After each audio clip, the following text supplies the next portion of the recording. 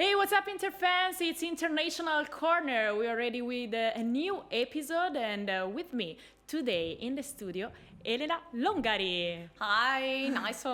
Thank you for having me here today. No, thank you. It's a pleasure. This is the first time. Yeah, you're right. So a little bit of nerves, to be honest, but I'm looking forward to it today. You will be great for sure, 100%. So we can introduce also a friend of us. 3, 2, 1. Richard, where are you? I'm good, guys. I'm good. I'm glad we managed to do it today. For one moment, I had some technical glitches that I must apologize for, but we are here and we are doing it. And we're also doing the show on the back of another win. So, Elena, great to be here with you as well. Fantastic. Just really looking forward to it. Yeah, Richard, I don't know, we've never met, of course, so nice to meet you as well. And just wanted to get to know you a little bit more, maybe have something in common. But Elena, first of all, I know that you have to say something to Richard. Richard, you did something wrong before to start. Yeah, so I actually followed Richard on Instagram, and maybe his Britishness, I don't know, he didn't follow me back. So. No. No. You did. No, You did seriously, I didn't follow you back. No, you did it. Come on. I've got like no followers on Instagram, so I'm definitely following you back. So that's my mistake. That's you not very should have British noticed one more follower, actually. So. Richard, I'm you sorry. look like a vocalist with this microphone. I love your style, of course. Don't ask me to sing. We talked about singing before. Yes, this is what I was thinking. I said, okay, you want to sing. Do you remember that last time we were joking about that? So We were, yeah, but I didn't manage to get in a boy band when I was 16, so I'm not trying now at 44. Well, do you know that you have some things in common with Elena? I have to tell him because he'll never guess. Yeah, but maybe your accent can My help accent, I mean, I don't know if he'll pick up an accent on me, but his accent for sure gave it away a little bit. And I thought maybe I'll go and check up on Instagram, and I saw that he's from Lancashire. And I lived a little bit not far from Lancashire in Stoke-on-Trent. Okay, wow. That's incredible because not many people think that I have an accent, which is because the accent, you're right, is really strong in the north of England. So yeah, but I knew you definitely have an English twang, should we say, to your accent. Not certainly. a Stoke Is that your background? Sorry? Is that your background? Yeah, I studied there in Staffordshire University and spent about 3-4 years there studying, working. So I've got to ask. So obviously you're a big Inter fan, but do you have a local team that you support? No, I'm very strange. No, I know it sounds strange for an English person to say that, but He's all nerazzurro. I am. I spoke about this on the podcast. My father used to work in Milan, and he didn't like football because he's crazy. And when I asked him to bring me back a shirt when I was 8, he brought me back an Inter shirt, and I don't watch English football. You don't? At all. Nope. It's impossible. For me, it's impossible. It is Italian, 100% Italian, and more than 100% Interista. Right, okay. The last one's true because my language is poor. I'm not great with the language, but I'm trying. Does he speak any Italian at all? Yes, yes, he can speak Italian a little bit. He said that his Italian is not perfect, but it's not bad. I mean, no? L'italiano è così. Io studi per 2-3 anni, visité a Milano per 20-30 anni. E quando visité un paio di persone, Gaia, Thomas, tu, e non bene, scusa. Richard is better in English. No. I know, it's terrible, isn't it? No, I'm playing. Maybe you guys can joke about my accent when it's over, so I stop. I don't say anything else. So let's start talking about Inter, as always. It's been a long time that we don't talk to each other, Richard. So how do you feel? This Inter is always something amazing to describe. Yeah, it's getting.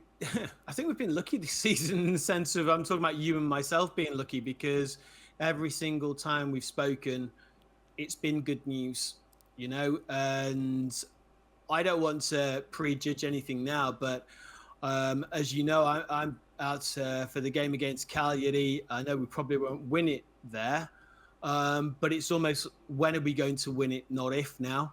I think that, it's getting to that point, and that's a great place to be. It's a great season to have, and I think that, there's a lot of things about being an Inter fan now where you want to look to the future and you want to see how that's going to continue and how that's going to be moved forward. But right here and now, as I'm sure both of you will agree, that, we just have to enjoy the moments. And yeah, it was a tricky week to say the least beforehand, but the game against Empoli was fantastic for me.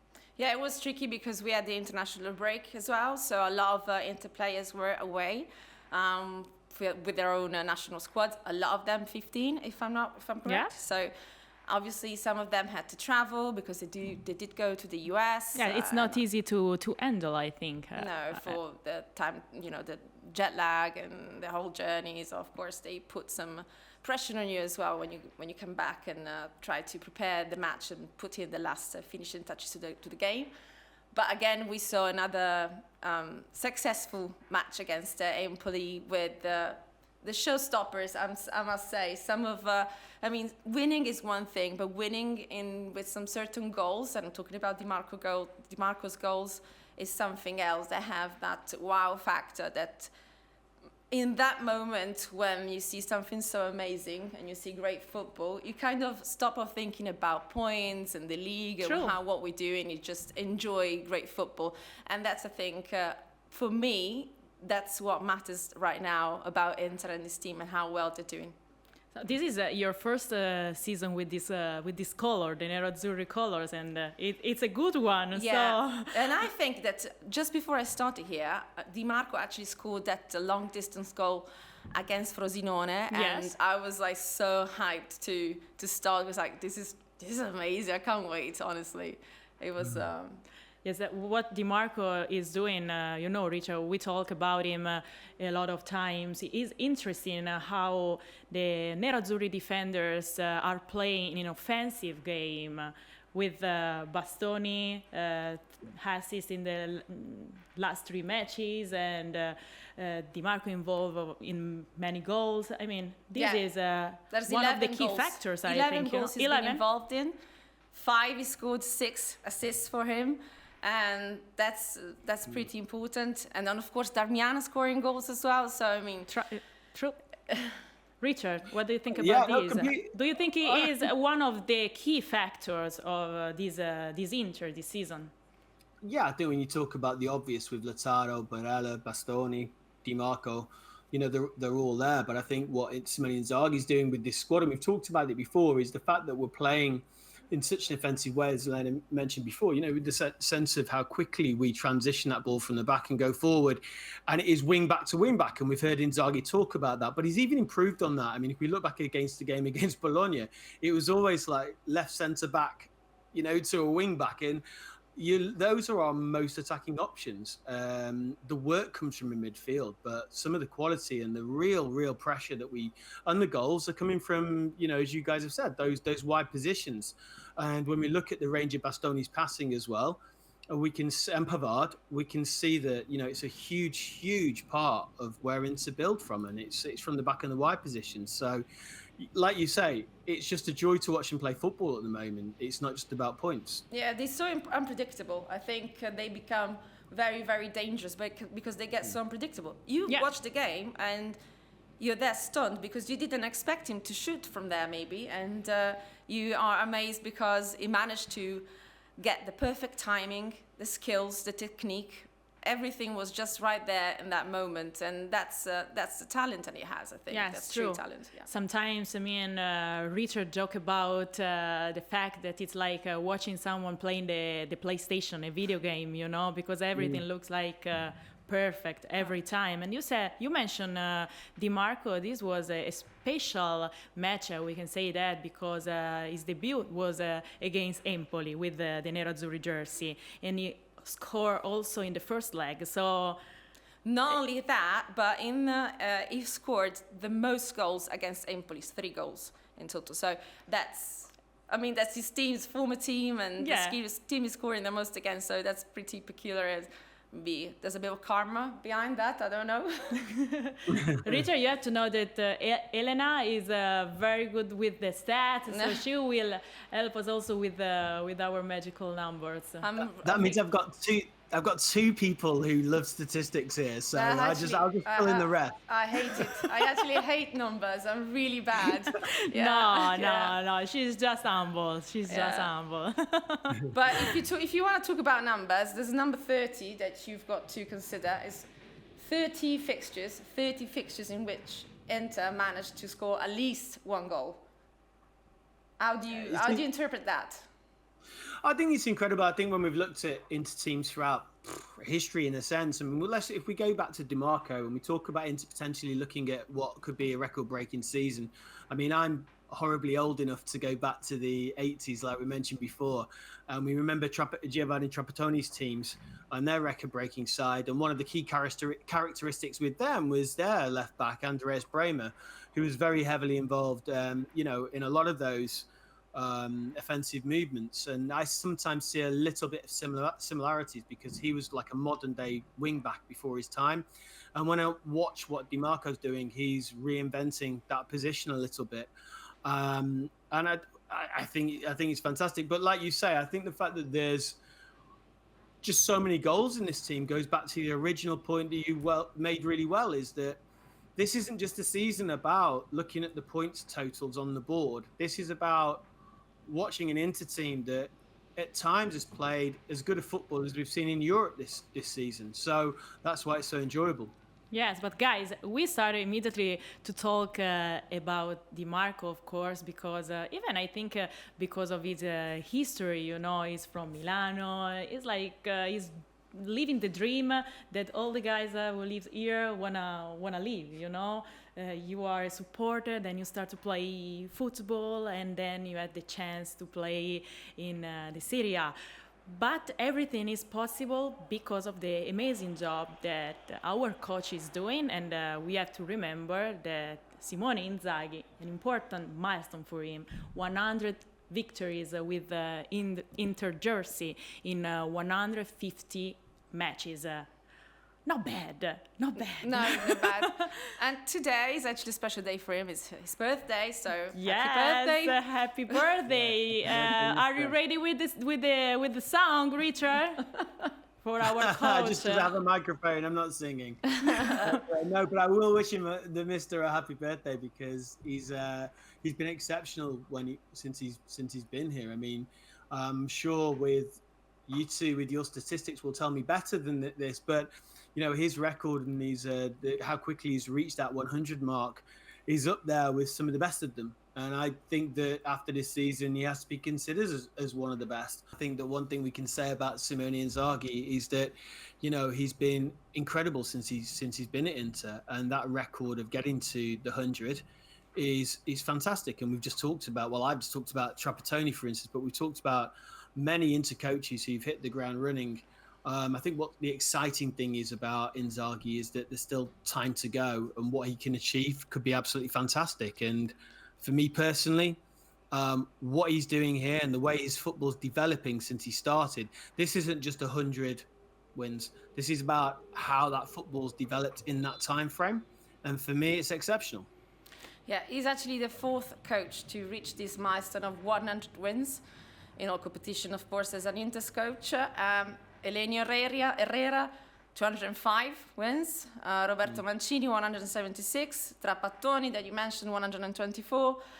So, of course, very successful. But this season, if you look at other numbers that obviously are related to the whole team and not just the coach himself, you have 19 clean sheets. And that's a lot, I think, to have achieved as a coach. And, I mean, Audero was in goal, and he kept it as well. So it's the fact that whoever he places, whoever he gives the jobs to, stands up to the role, and he manages to keep him happy and to keep going on that path that Inter has started well back at the beginning of the season. Yes, true. It wasn't easy. I mean, multiple times we talk about this man who come from the bench. They always give them contribute very good. They always do an amazing job. We saw the post on Instagram of Audero. He showed a lot of enthusiasm because it's not easy. I think that this position is not easy. The goalkeeper, you always have to be ready. Maybe you don't have a lot of time to play, but when it's time, you have to be there. And when you are there, you have also to wait the right moment to do good. It's also true that with these defenders, the job is a little bit easier, but it's never easy. Wear this jersey that is so important in this season, when Inter is doing so great. We're doing so great, but we're facing teams that are all close to relegation, unfortunately. From 13 to 18 place in the table, there's like 4 or 5 points. So they're all trying really hard to get even that 1 point, or not to get a point less, let's say. So when you are in goal, you have to give your best, because every point matters, of course, for them. And so I think that Inzaghi is whatever is done, I think the best thing he's done was to make everyone feel important and essential to the team, so that when they're called up to do whatever they have to do on the pitch, they can deliver. Every single person, every single player on the team has been delivering.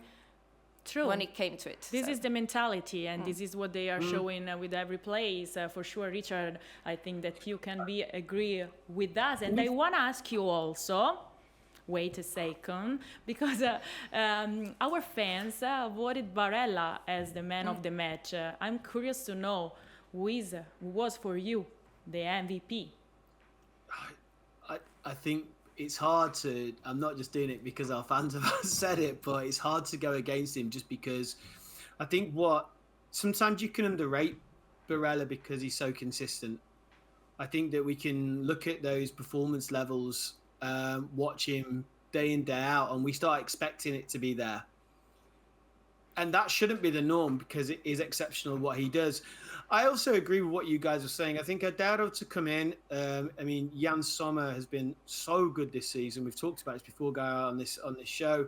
I've talked about it on the podcast as well. The way he's come in has been exceptional. So that was a big game, as Elena rightly said. You come into that team when there's so many players who've stood up to the mark and done well. Goalkeeper is a very difficult position to do that. But Barella, there was some magical bits from him there. And I think sometimes there are people on the pitch who can do very spectacular things, as we know. But this is a man who's more than, for me, just the engine room of the club. It's someone who is consistently performing. Talking about Barella, guys, we prepare a quick video about his amazing season. Let's watch it.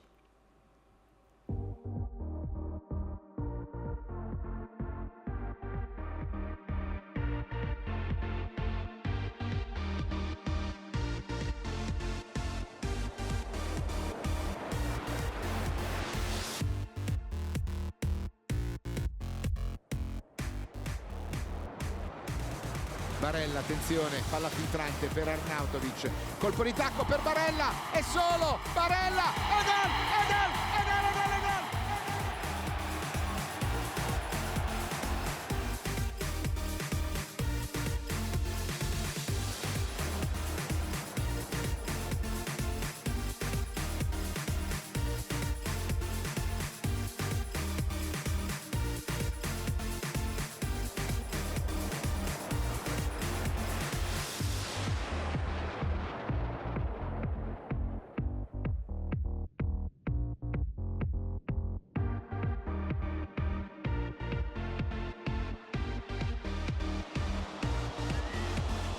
Cross, arriva Barella, il tiro, e gol, e gol, e gol, e gol, e gol, e gol, e gol, e gol, e gol, e gol, e gol, e gol, e gol.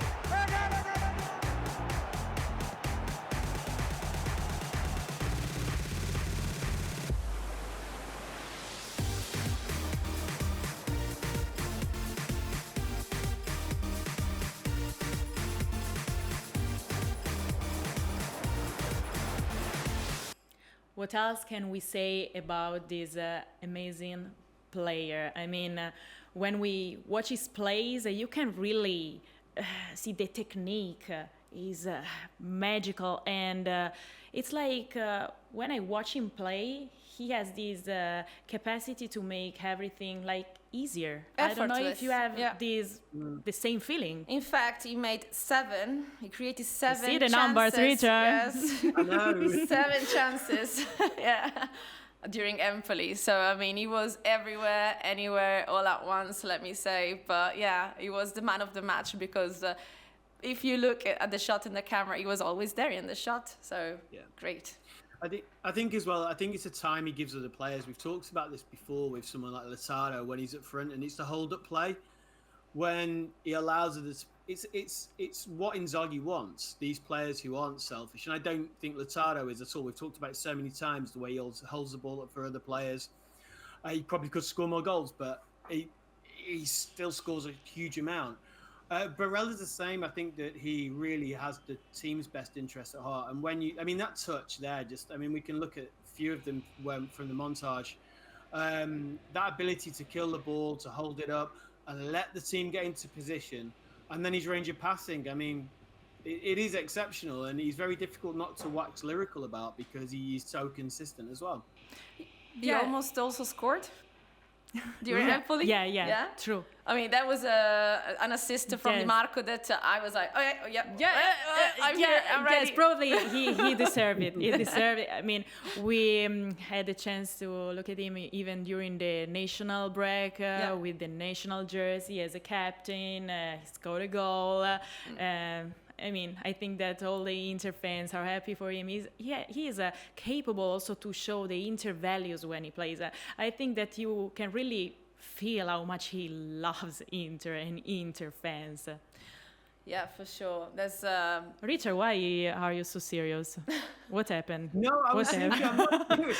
What am I serious? No, I was thinking about Barella. Then I was just thinking about the fact of I wrote an article on him a long time ago when he just left Cagliari, and I'd interviewed someone else, and they were saying how mature he is at this age. And now we're a fair few years on, and he's just showing it. And I just feel like there's certain players, if we look at, for an example, not comparing exactly, but Lo Zio, Bergami, so mature at a young age. That's the kind of mentality I was thinking about. So, no, I was thinking about Barella. I wasn't very serious. Okay, I feel you. Do you know, Elena, that soon Richard will be here in Milano? Yes, but into Cagliari. Please tell us. Yeah, into Cagliari. With more enthusiasm, please. With Cagliari. No, back for Inter Cagliari. I've tried to get out quite a lot over the years, and I have been second home Milan. But yeah, back out for the Cagliari game, and I'm just in celebratory mode now, so I'm happy all over. So there's no problems for me. It's gonna be weird for him. He never goes to the stadium in England, and then boom, San Siro, so probably sold out. I can tell it's gonna be that situation. Yes, you're gonna brace yourself for the atmosphere and whatever goes on during that night. But that's crazy. Yeah. That's crazy. I can't wait every week to watch Inter play, for sure. Now, let's start talking about the next match against Udinese, another tough one. Every game matters. As you said before, this is also the mentalities coach, thinking day by day, step by step, match by match. So I'm going to ask you, what do you think about the next one? What is the expectation for you? I think with Udinese, when we look back over some of the past fixtures, it has been a difficult game for us at times. But personally, as I've mentioned before, we're going into this match with huge momentum. We can talk about various, there was a couple of, and I wouldn't even call them blips. Obviously in the league, there hasn't been a huge blip. It was a draw against Napoli. That was fine for us. We're looking at potentially winning the title within 4 or 5 games. The derby still got that potential. I think the Inter squad is good enough. We have enough depth in that both of you have referred to. Whether that's from the goalkeeper to centre forwards, we have so much ability within that squad. I don't personally, at this moment in time, and I'm very analytical and very stressed out sometimes about games, but I don't even look at the moment about the lineup that much because I have confidence with everyone and the journey we're on. So right at this moment in time, I'm confident for the Udinese game, and it is a matter of when, really, now. Yes, true. But Elena, do you have some interesting facts about this opponent? Let me say that, yes, it's okay. We have been winning 25 games and so on. But still, Udinese, like I said before, they're all in the battle to stay out of relegation. They're so tight down there. From mid-table down, it's so very tight. So they're all going to play everything they've got to try and get at least 1 point. And they're 14th now in the table. And they have won some important games. They won against AC Milan away, Bologna home, Juventus, and against Lazio. So important games and important teams as well. So you cannot take anything for granted with a team like that. Yes, for sure. Udinese, actually, the curious fact is that we are curious with England. You've never been there, Richard? We've been to Udine. I've not been. I've seen Udinese at San Siro, but I've never been to. Never in Udine. No. Have you been to Watford? I've been to Watford. Yes, I know about the Pozzo family. A bit out of the blue there. So obviously the owners of Udinese are the same owners as Watford. And they're very successful owners, so much so that the Pozzo family, so Gianpaolo Pozzo, has been the owner. The ownership is long 37 years, and only the Agnelli family has lasted that long in Europe. So as a team, they're very profitable. They have been doing very well with the player trading, so much so that they are amongst the top 10 teams in Europe for profits. Yeah, very interesting. They have a particular interest in staying up and making everything, working out. Another curious fact. Hang on. Richard, wait a second. Let her finish. Please allow me. Stay there, and to all the Italian fans, I got take some notes about these historical things. So do you know who their record break deal was for Udinese? Richard, come on, you know everything. Is somebody very close? Handanovic. No. He is one player that scored in the last game for Inter. Alexis Sanchez. Yeah, that was their record-breaking. Applause. Yeah, and they sold him to Barcelona, so, Yes. But this is to say that a lot of the players that play at Udinese come from Watford. They played at Watford, and so maybe they bring something else to the table. I don't know. You maybe know better than me. I think you made a really good point on the basis that a lot of people in the UK thought they'd taken their eyes off Udinese because of their purchase of Watford and Granada, and the Pozzo family have obviously had to split their assets, but that doesn't mean their scouting hasn't been good. You were right, Elena, when you said that they keep turning over that profit and continuing to stay in a very difficult league. They beat Milan, they beat Bologna.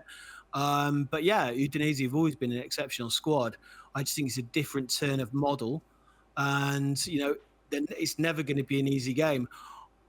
I'm just probably a little too hopeful, probably riding my crest of a wave at the moment that we just still have enough. Yeah. Yes. We are watching now the videos of the goals of the first leg, but as always, now is the moment of the top 5 Inter goals of the match. Udinese-Inter, let's watch it.